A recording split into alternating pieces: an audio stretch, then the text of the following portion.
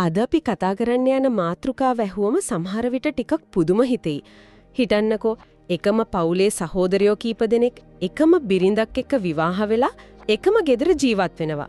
මේක මොකක් හරි කල්පිත කතාවක් වගේ ඇහුණට මේක තමයි ශ්‍රී ලංකාවේ ඉතිහාසයේ විශේෂයෙන්ම උඩරට ප්‍රදේශයේ පැවතුණු සැබෑම විවාහ ක්‍රමයක්.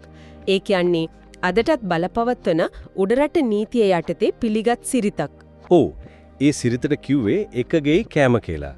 අද අපේ මේ කතාබහේ අරුමුණ තමයි මේ අතිශයින්ම සිත් ගන්නාසුළු ඒත් දැන් සම්පූර්ණයෙන්ම අභාවයට ගිය විවාහ ක්‍රමය ගැන ගැඹුරටම කතා කරන එක.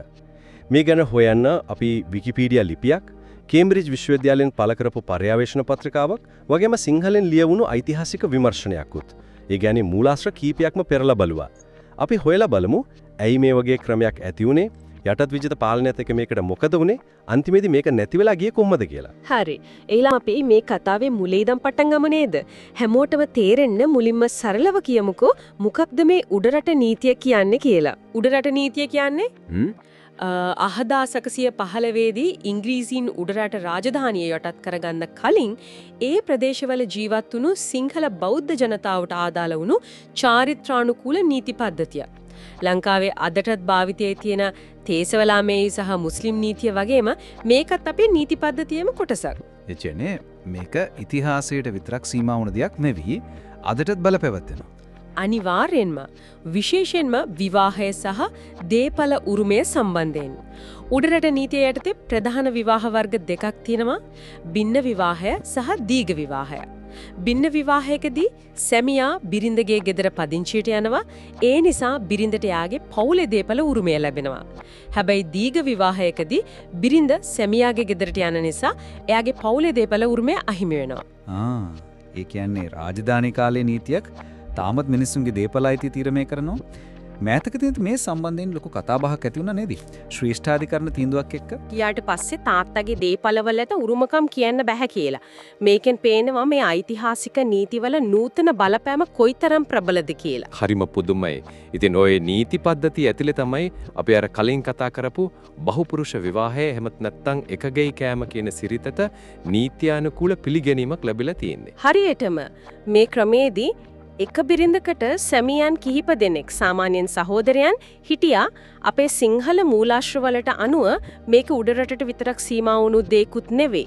කෝට්ටේ 7 වන විජයබාහු රජතුමා තමන්ගේ අනුලා කහතුට බිසව එයාදීම සහෝදරයා වුණු ශ්‍රී රාජසිංහ එක්ක බෙදාගත් බව සඳහන් වෙනවා. ඒ වගේම රාජාවලිය සඳහන් වෙනවා කෝට්ටේ රාජකීය සහෝදරයන් දෙදෙනෙක් එක දෝලියකට සැමවී ජීවත් වුණා කියලා. ඒ කියන්නේ මේක දුප්පත් ගැමියන් අතරින් විතරක් තිබුණු දෙයක් නෙවෙයි. රජවරුන් පවා අනුගමනය කරපු සමාජයේ ඉහළ මට්ටමේ පිළිගැනීමක් තිබුණු ක්‍රමයක්. ඒත් අද අපිනේ මේක ඇහෙනකොටත් පුදුම හිතෙනවා. ඒ කියන්නේ මේ කාලේ සමාජයට මේක අත්‍යවශ්‍ය වෙන්න තරම් ප්‍රබල හේතු තියෙන්නේ නැති. අපි මේ පැත්තට හැරුණොත් මූලාශ්‍රවල වුණාද මේකට හේතු විදියට දක්වන්නේ? ඔව්, මූලිකම හේතුව විදිහට හැම මූලාශ්‍රයකම වගේ පෙන්වා දෙන්නේ ආර්ථිකය. ඒ කියන්නේ පරම්පරාවෙන් එන ඉඩම් එහෙමත් නැත්නම් පරවේණි දේපල කැබලිවලද කැඩෙන එක වළක්වා ගැනීම. ඒක තේරුම් ගන්න පුරුවන් සහෝදරයෝ 5 දෙනෙක් ඉඳලා බිරින්දෑවරු 5 දෙනෙක් ගෙනාවොත් ඒ පරම්පරාවේ ඉඩම එකපාරටම 5 ගුණයකින් කුඩා වෙනවා. ඊළඟ පරම්පරාව වෙනකොට තවත් කුඩා වෙනවා. ඒත් එකම බිරින්දක් හිටියොත් ඉඩම එකටම පවුල් ඇතුලේ තියෙනවා. හරියටම. ඒ වගේම දිලිඳුකම මනාලියකට දෑමැද්ද දෙන්න තියෙන අමාරුවත් මේකට බලපෑවා. ඒත් ආර්ථිකය විතරක් නෙවෙයි. තවත් හරිම ප්‍රායෝගික හේතුවක් තිබුණා ශ්‍රමය සම්බන්ධයෙන්. රාජකාරී ක්‍රමේ නිසාද? ඒ කියන්නේ රජුට සේවය කරන්න ගමෙන් පිටින්ද සිද්ධ වුණ නිසා. ඔව් ඒක තමයි. රාජකාරියට ගියහම සමහර වෙලාවට මාස ගණන් අවුරුදු ගණන් පවුලෙන් ඈත් වෙලා ඉන්න වෙනවා. ඒ වගේ වෙලාවක ගෙදර ඉන්න අනිත් සහෝදරයාට පිළිවන් වුණා ගොවිතැන් කටයුතු බලා ගන්න, ඒ වගේම බිරිඳවයි දරුවන්වයි ආරක්ෂා කරන්න. ඒක පවුලේ පැවැත්මට ලොකු ශක්තියක් වුණා. කේම්බ්‍රිජ් පර්යේෂණ පත්‍රිකාවේ මේ ආර්ථික පීඩනය ගැන කියවෙන හරි අපූර්ව උපුටා දැක්වීමක් තියෙන්නේ නේද? 823 දී සහෝදරයන් දෙන්න කියපු දෙයක්.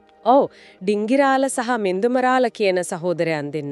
ඔවුන් කියනවා අපේ පියාගෙන් අපිට උරම උනේ කොච්චර පොඩි ඉඩමක්ද කියනවා නම් අපි දෙන්නාටම එක බිරිඳකගෙන් සෑහීමටපත් වෙන්න සිද්ධ වුණා කියලා. ඒ වචන ටිකෙන් ඒ කාලේ තිබුණු ආර්ථික යථාර්ථය මොන වගේද කියලා අපිට පැහැදිලිවම තේරෙනවා. ඉතින් ආර්ථිකයයි ශ්‍රමයයි අරුණම තව හේතුවක් තියෙනවද ජන විකාශනයේ සම්බන්ධයෙන්? ස්ත්‍රී පුරුෂ අනුපාතය ගැන. ඔව් ඒකත් එක මතයක්. සමහර විද්වතුන් පෙන්වා දෙනවා ඒ කාලේ පැවතුනායි කියන ගැහැණුලදරු ඝාතන සිරිතක් නිසා සමාජයේ කාන්තාවන්ට වඩා පිරිමි සංඛ්‍යාව වැඩි වෙන්නේ නැති කියලා. ඉතින් මේ ස්ත්‍රී පුරුෂ අනුපාතයේ අසමතුලිතතාවයෙන් නිසාත් බහුපුරුෂ විවාහය ප්‍රායෝගික විසඳුමක් වෙන්නේ නැති. හැබැයි ඒක මතයක් විතරයි. ඉතින් මේ ආර්ථික සමාජීය හේතු නිසා හොඳටම මුල් බැහැගෙන තිබුණු ක්‍රමයක් තමයි මේ. හැබැයි ඊට පස්සේ ඉතිහාසය සම්පූර්ණයෙන්ම වෙනස් වෙනවා. යුරෝපියන් ලංකාවට එනවා. ඒ අයගේ සදාචාර රාමුවට මේ වගේ දෙයක් කොහොමඩවත් ගැලපෙන්නේ නැතුව ඇති. සාමාන්‍ය හිතෙන්නේ ඔවුන් මේක දැක්ක ගමන් තහනම් කරන්න නැති කියලා. ඒක තමයි ගොඩක් අය හිතන්නේ. බ්‍රිතාන්‍ය විචාරකයන් පවා කිව්වේ පෘතුගීසීන් සහ ලන්දේසීන් මුහුදු බඩ පැලාත් වලින් මේ ක්‍රමය සම්මුලින්ම තුරන් කළා කියලයි. ඒත් කේම්බ්‍රිජ් පරීක්ෂණ පත්‍රිකාව මේ අදහසට ප්‍රබලව අභියෝගය කරනවා.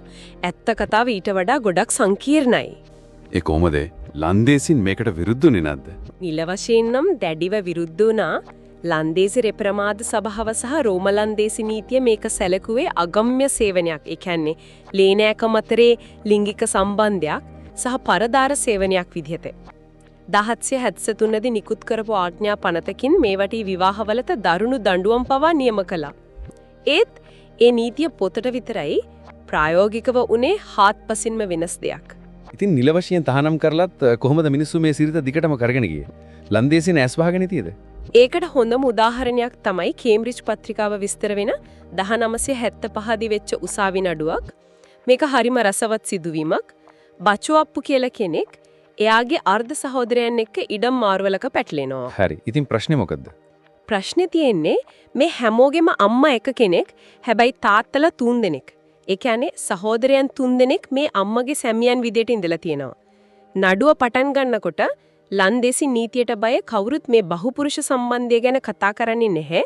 ඒක රහසක් විදියට තියාගන්න හදනවා. එතකොට කොහොමද මේ කෙලියට එන්නේ? මෙන්න මේක තමයි පුදුමම දේ. අර අර්ධ සහෝදරයන්ගේ යුරෝපීය නීතිඥයා මේ රහස නීතිමය අවියක් විදියට පාවිච්චි කරනවා.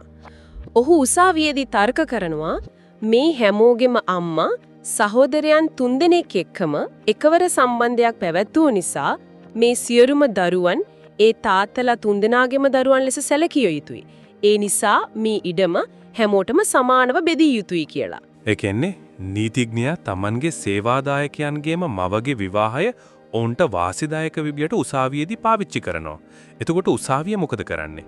ලන්දේසි නීතිය අනුව මේක වරදක් නිසා ඔවුන්ට දඬුවම් කරනවද? නෑ. ඒක තමයි වැදගත්ම දේ.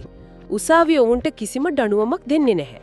ඒ වෙනුවට මේක දේශීය චාරිත්‍රානුකූල නීතියක් යටතේ විසඳිය යුතු ප්‍රශ්නයක් විදිහට සලකලා ඒ අනුව තීන්දුව දෙනවා. ඒ කියන්නේ යටත් විජිත ආණ්ඩුවට Tamanගේ සදාචාරය බලෙන් පටවනවට වඩා රටේ සාමය පවත්වාගෙන යන එකයි බදු එකතු කරගන්න එකයි ඒ කියන්නේ ලාභයයි වඩා වැදගත් වුණා කියන එක නේද? හරියටම. පරීක්ෂකයන් තර්ක කරන්නේ ග්‍රාම්‍ය ප්‍රදේශවල මේ සිරිට්ටට දඬුවම් කරන්න ලන්දේසින්ට අවශ්‍ය දැනුමක් උනන්දුවක් හෝ හැකියාවක් තිබුණේ නැහැ කියලයි. පුදුමම දේ තමයි ඔවුන්ගේම ජනගහන ලේඛනවල ඒ කියන්නේ තොම්බුවල මේ ගැන සාක්ෂි තියෙනවා. එක දිස්ත්‍රික්කයක නිලධාරීන් Tamanගෙම නීති නොසලකා හැරලා කවුද එකම බිරිඳක් බෙදා ගන්න සැමියන් කියලා සටහන් කරගෙන තියෙනවා. ඒ කියන්නේ එක පැත්තකින් නීතියෙන් තහනම් කරනවා අනිත් පැත්තෙන් නිල ලේඛනවල ඒක සටහන් කරගන්නවා. ඔව්. ඒ පරිශ්‍රණයට අනුව 18 වන සියවසේදී සමහර ග්‍රාමීය ප්‍රදේශවල පවුල් ඒකක වලින් 10ක් 30ත් අතර ප්‍රමාණයක මේ බහුපුරුෂ විවාහ ක්‍රමය පැවතිලා තියෙනවා කියලා ගණන් බලලා තියෙනවා. ඉතින් ලන්දේසින් මේක නැති කලේ නැහැ. ඔවුන් මේක නොසලකා හැරියා. හරි. එහෙනම් ලන්දේසින් මේක නැති කරේ නැත්නම් ඊළඟට එන බ්‍රිතාන්‍යයන් යටතේ කොහොමද මේ සිරිත අභාවයට ගියේ? ඔවුන් තමයි මේක නීතියෙන් තහනම් කරන්නේ නේද? ඔව්. බ්‍රිතාන්‍යයන් වෙනස් ඔවුන් 1995 දී උඩරට යටත් කරගත්තට පස්සේ 1969 දී මුළු දිවයිනටම බලපාන විදියට බහුපුරුෂ විවාහය නීතියෙන් තහනම් කළා. හැබැයි ඒකට හේතුව තමයි මේ කතාවේ තියෙන පුදුමම සහ අනපේක්ෂිතම තිරුම. කේම්බ්‍රිජ් පත්‍රිකාවට අනුව මේ තහනම ගෙනාවේ බ්‍රිතාන්‍යයන්ට ඕන වෙලා නෙවෙයි. උඩරට ප්‍රධානීන්ගෙම ඉල්ලීමක් මත. මොකක්? ඒක වෙන්න බෑ. ඇයි ඔවුන් තමන්ගෙම සියමස් ගානක් පරණ සිරිතකට විරුද්ධව පෙත්සමක් ඉදිරිපත් කරන්නේ? මුලින්ම බලනකොට ඒක තේරුමක් නැති දෙයක් වගේ පේනවා. හැබැයි ඒක පිටිපස්සේ තියෙන සදාචාරී පිළිබඳ ප්‍රශ්නයක් නෙවෙයි, සම්පූර්ණයෙන්ම ආර්ථික සහ බලය පිළිබඳ කාරණාවක්. මේ උඩරට ප්‍රධානීන් කියන්නේ ඒ කාලේ විශාල ඉඩම් හිමි ප්‍රභූපන්තියක්. බ්‍රිතාන්‍ය පාලනය ඇතිතේ කෝපි වගාව වගේ දේවල් එක්ක විශාල වතු වගාවන් සහ ඉඩම් ගනුදෙනු සංකීර්ණ වෙමින් තිබුණේ. ඉතින් මේ බහුපුරුෂ විවාහ නිසා ඇතිවෙන උරුමකම් ප්‍රශ්න මේ අලුත් ආර්ථික ක්‍රමයට බාධාවක් වුණා. හරියටම උරුමය තීරණය කරන එක හරිම සංකීර්ණයි. ඉතින් මේ ප්‍රධානීන්ට ඕනොන මේ වතු සහ ඉඩම් ගනුදෙනු පහසු කරගන්න උරුමකම් නීති සරල කරගන්න ඒකට හොඳම ක්‍රමය තමයි මේ සංකීර්ණ බහුවිවාහ ක්‍රමයටම පහර දෙන එක. ඉතින් ඔවුන් බ්‍රිතාන්‍යයෙන් ඉස්සරහට ගිහින් කිව්වා මේක අශිෂ්ට සිරිතක් මේක තහනම් කරන්න කියලා. ඒ කියන්නේ සදාචාරාත්මක මුහුණුවරක් දුන්න. හැබැයි අරටුව සම්පූර්ණයෙන්ම ආර්ථිකමය වුණු පියවරක්. ප්‍රභූ පැලන්තිය තමන්ගේ වාසියට බ්‍රිතාන්‍යයන්ව මෙහෙवला තියෙනවා. හරියටම බ්‍රිතාන්‍යයන්ට ඕනුනේ ශිෂ්ට පාලකයෝ විදිහට පේන්න. ප්‍රධානීනේ අවශ්‍යතාවය තමන්ගේ ඉඩම් ගනුදෙනු සරල කරගන්න පාවිච්චි කළා. මේක යටත් විජිතවාදයේ හරි අපූර්ව උදාහරණයක්. බලය ක්‍රියාත්මක වෙන හැටි ගැන මේකෙන් වුණු තව දෙයක් තමයි කාන්තාවන්ගේ දේපල උරුමකම් තවත් සීමා වීම. ඉතින් බ්‍රිතාන්‍යයන් හරිම කැමැත්තෙන් මේ ඇමට අහු වුණා. ඉතින් ආයිර්ද 859 දී තහනම් කරාට පස්සේ මේ සිරිත එකපාරටම නැති වෙලා ගියාද? නැහැ. නීතෙන් තහනම් කළාට පස්සෙත් 20 වන සියවසේ මැද භාගයේ වෙනකම්ම ලේසියෙන් ළඟා වෙන්න බැරි දුෂ්කර දුරබැහැර ගම්මානවල මේ සිරිත පැවතුණා. එස්.ජේ. තම්බයියා වගේ ප්‍රකට මානව විද්‍යාඥයන් මේ ගැන ගැඹුරින් අධ්‍යයනය කරලා තිනවා. ඔවුන්ගේ අධ්‍යයන වලින් පේන්නේ ඒක පෞල් වලට එන ප්‍රායෝගික ගැටලු වලට හරිම නම්‍යශීලී බොහෝ විට తాවකාලික විසඳුමක් විදිහට ක්‍රියාත්මක වුණා කියලයි. එනම් අන්තිමේදී සම්පූර්ණයෙන්ම මේක සමාජයෙන් තුරන් වෙලා ගියේ කොහොමද? ඒකට හේතු කිහිපයක්ම බලපෑවා. එකක් තමයි අධ්‍යාපනය සහ බාහිර ලෝකයක් එක්ක සම්බන්ධතාව වැඩි වෙද්දී නූතන කියලා සැලකුණු බටහිරේ ඒක විවාහ ආකෘතිය සමාජයේ සම්මතය බවට පත්වීම. ඒ වගේම ආර්ථික සංවර්ධනයත් එක්ක ඉඩම් මත යැපීම අඩු වුණා. වැදගත්ම දේ තමයි නීත්‍යානුකූලව ලියාපදිංචි කරන ලද ඒක විවාහයකට ලැබුණු නීතිමය වාසි. දරුවන්ගේ උප්පැන්න සහතික උරුමය වගේ දේවල් වලට ඒක විවාහය වඩාත් පහසු වුණා. මේ හැමදේම එකතු වෙලා කාලයත් එක්ක මේ පැරණි සිරිත සම්පූර්ණයෙන්ම අභාවයට ගියා. ඉතින් මේ හැම දෙයකින්ම අපිට මොකද්ද තේරුම් ගන්න පොඩිවන්. අපි පටන් ගත්තේ ශ්‍රී ලංකාවේ පැවති චාරිත්‍රානුකූල නීතියකින්.